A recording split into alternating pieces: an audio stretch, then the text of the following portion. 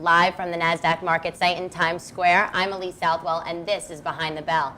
Just a few moments ago, the Ethisphere Institute rang the bell to open the market today, and we're joined now with their Executive Vice President, Ty Francis, and Executive Vice President of Corporate Governance Services, Erica Salmon-Burns. Thank you so much for being here. Thank you for having us. Thank you. Tell us about the Ethisphere Institute. So Ethisphere got its start about 10 years ago, right at the backside of some of those late crises. So early 2005, 2006 timeframe, we wanted to find a way to celebrate the companies that weren't in the news. And they weren't in the news for the right reasons, because they were doing business the right way. And so we got our start with a magazine. We then expanded into events that brought together people who were looking to exemplify the idea that good business, acting with corporate integrity, was a business advantage. And we've been tracking that really for the last 10 years now. Our motto is good, smart business, profit. And the idea is that businesses doing business the right way are ultimately going to be more sustainable. And that's part of what brought us to gender diversity as a topic. So what sort of events outside of Gender Diversity Forum, which is what we're celebrating today, what other events does the Ethisphere Institute do? Ty, do you want to take that one? Yeah, so we do events all around the world. A lot of the events we do in North America, we have our major flagship event called the Global Ethics Summit, which is in March the 15th and 16th. That's in New York. We normally have about 500 executives, chief compliance officers, general counsels, board members coming together to talk about doing better in ethics and business. That's over a 2-day period. We have events in Palo Alto. We're having a third-party risks event in May. We have our Latin American event in June, and then we go global. So we have an event in the Middle East in September. In October, we do events in London and Paris. In November, we do an event in Tokyo and Hong Kong. So we like to keep it global, but the idea is to inspire locally, but explore globally. So today we're celebrating the Gender Diversity Forum, which is your first annual event this year. Can you tell us about that? Yeah, so this idea actually came together. Ty and I were talking about it a year and a half ago now, maybe something like that. Maybe 2 years ago. The research is showing us that boards and management teams that are diverse, writ large, right? Racial diversity, ethnic diversity, gender diversity, they outperform their peers. And that business case is becoming extremely compelling. And it's very similar to the business case that we have found for companies that do business with integrity. So whether you look at supporting a culture of ethics, or you look at supporting the idea of turning down business that was brought to you the wrong way, any of those components, what you see there is you see a real close tie with long-term business sustainability, and those companies outperform the market. And so what we have seen is, this diversity issue is really core to the same kind of idea. The more included people feel, the more they feel a sense of belonging, the more committed they are to the business, the better the business does, the less likely they are to break the rules, right? It's all sort of a piece. And so Ty and I had this idea of bringing this event together to really start to have that exceptionally practical conversation around what can you actually do, right? There are a lot of conversations about how important it is, but there are fewer conversations about the practicalities. And so Ty, do you want to talk a little bit about the elements? So that's why we want to make this a bit different. I mean, you've been to 1,000 gender diversity programs. You go into an auditorium, people speak about how bad companies are, how good companies are. They walk away with some, let's get 30%, let's get 40%, and nothing really happens. So we want to do something a bit different. We want to create an initiative over a year-long period where Erica put together some research for our audience to understand exactly what they're talking about, looking at the investment retirement gap, looking at disclosure for boards, looking at how companies recruit female executives.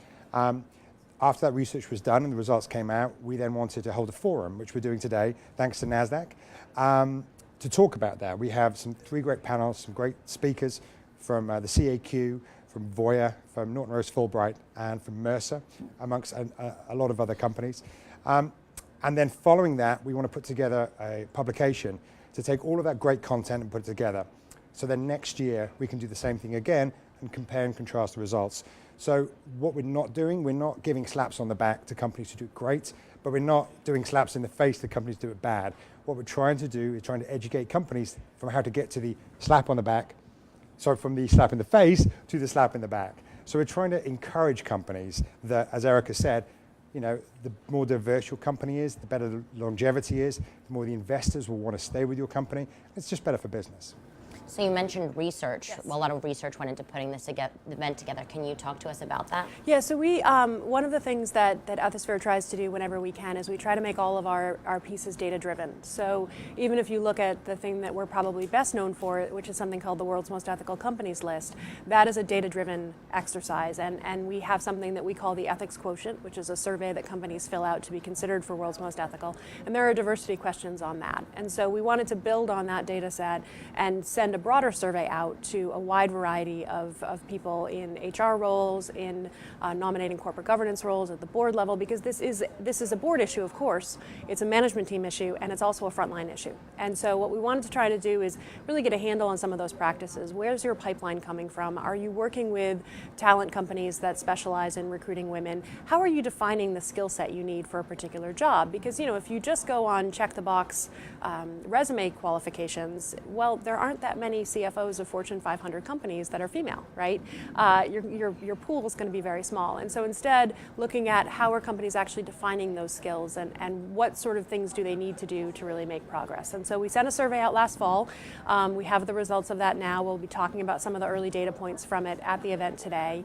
And we found some really interesting things. There are very few respondents to our survey who say they feel like their diversity policies and their diversity initiatives are effective.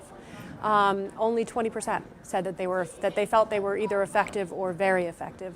The majority felt they weren't horrible, but they weren't really doing much. And then there were a handful who said, no, we're very far from being where we ought to be. And one of the interesting things we saw is one of the other questions we ask in the research is to what extent do you prioritize gender as a key criteria when you're considering a role? We gave people 3 options. We don't ask about it at all. We ask about it, but it's second to, or we look at it, but it's second to skill set and other things, and then it's a key criteria. Those companies who said it's a key criteria were 10 times more likely to feel that their efforts were being effective.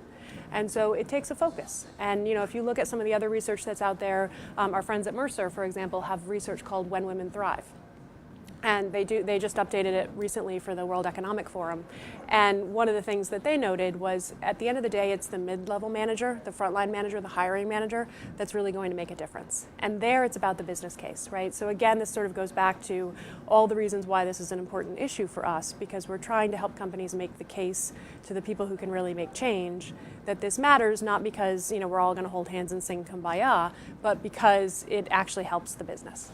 Gender diversity is so important, especially for Nasdaq. This is our first year. We have our first female CEO, yes, Gina Friedman. Very exciting. This is really important. This is great for us. It's part of why we're happy to be here. So you were talking about the research of the business case, why this is important. Can you tell us certain companies that have really great success stories with gender diversity? Well, so one of them is going to be here today, and so the panel that I'm moderating this afternoon, I have the head of, and I'm going to blank on Carolyn's exact title. CEO of Annuities. Yeah, she's the CEO of Annuities, and Voya has a wonderful story to tell of not only the fact that they have, it's a financial services industry organization in particular, and so the gender diversity story in a lot of financial services sectors is not great. The When Women Thrive research is actually predicting that financial services will go backwards in terms of the number of women in leadership over the course of the next 10 years.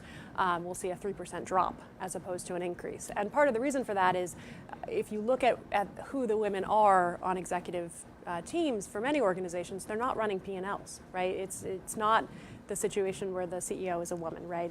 They're running traditionally sort of more female sectors, HR or marketing and communications, investor relations, things like that. Voya has a very, very different story to tell. They've got 4 women on their board, 5 women on their board. Almost half their executive team is female, and they're running big divisions like Carolyn is. So I'm really excited to have her on the panel today and hear her talk about how she got to where she is. It's so empowering for everybody watching this on Facebook Live. I mean, as a woman, in the workforce, this is wonderful. This is so wonderful. Have there been any outside forces that have influenced this creation of event? Well, personally, I'm married to an incredibly smart, successful woman, my wife Elena, and I've got a young daughter who's 4 who wants to aspire to be something. And the further corporations, not just here, but in the UK and around the world, have this boilerplate board and executive team of people who look like me, it's not going to change. So we're trying to exact a change into these companies to inspire people like my wife and my daughter. And Erica is a perfect example of somebody who leads our company.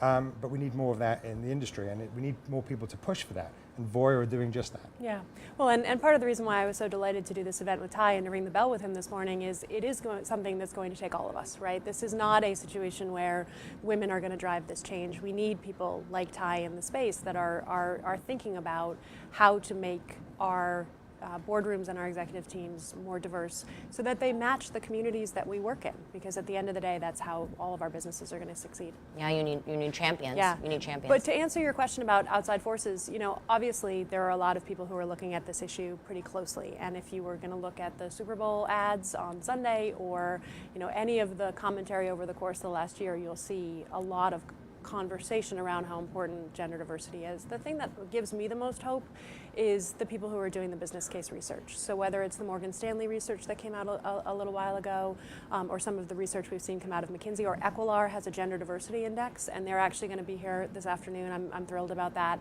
They're really making the numbers-based case to show why it's so important, and investors are asking. That's, I think, the thing that I'm most excited about. One of the questions we asked in the research was, to what extent are you disclosing your metrics around diversity? And the larger the market cap that a company had, the more likely they were to be regularly and proactively disclosing what they were doing around gender diversity. And the more investors ask about it, the more companies are going to engage.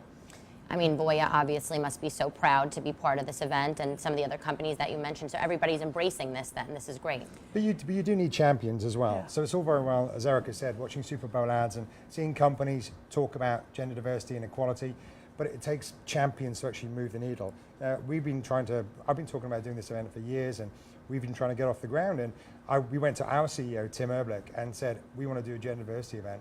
And he went, okay. There was no pushback. There was no, sure, go for it. And he put the full weight of the company behind it. And that's what you want. And so if you're working in a company, if your CEO is talking about it, great, but you need to be pushing it. So middle management, hiring managers need to be doing that push as well. Right, you need metrics, you need to measure it, right? At Ethisphere, one of our catchphrases is that which gets measured gets done. And if you don't measure it, you're not going to be able to see progress, and then eventually, sort of the attention will move on to something else, and you won't have actually made an appreciable impact. Sure. So what are your predictions for 2017 or the future for gender diversity? The fact that we now have the business case, the fact that we can say things like companies with diverse management teams in the Russell, it's 15%, right? Yes. 15% outperformance. So companies with a diverse management team outperformed their peers in the Russell Index by 15%, right? That's a measurable business impact for this issue. So I just think it's going to grow, and hopefully, in 4 or 5 years, we won't need to have this event anymore because it'll just be commonplace, right? A female CEO will not be something to comment on, right? She'll just be a CEO. Without the adjective in front. Right. So we have, and I think when companies like Voya, who are in financial services, are leading the line, or companies like Mercer, who are literally in companies every day talking about this, that's a great start. I moderated a panel with Ethisphere, last year's Global Ethics Summit, about gender diversity, and it was International Women's Day. And someone from the audience from, I can't remember what country he was from, but he said, so when is International Men's Day? And the rising response was 364 of the other days. All of the other days. So hopefully we won't have to have that anymore. You'll walk into a boardroom and you'll see a complete diverse set of people, because it does mean better business. For everybody watching, how can they find more out about the event or Ethisphere? So you can always follow us on Twitter. The company is at Ethisphere. I'm at eSalmonBurn. Ty is at Ty Francis. So we talk about this stuff all the time. We will be issuing research and writing about it for the course of the year, so you can download our Insights app. Go to the iPlay Store and download the Insights app. And if you want to come along to our Global Ethics Summit in March on 15th to 16th at the Grand Hyatt in Grand Central, and it's globalethicssummit2017.com. We'd love to have you. Wonderful. Erica Salmon-Byrne with Ethisphere Institute, Ty Francis. Thank you so much for being here. You guys are truly changing the world. I'm Elise Southwell. This is Behind the Bell. Thanks again.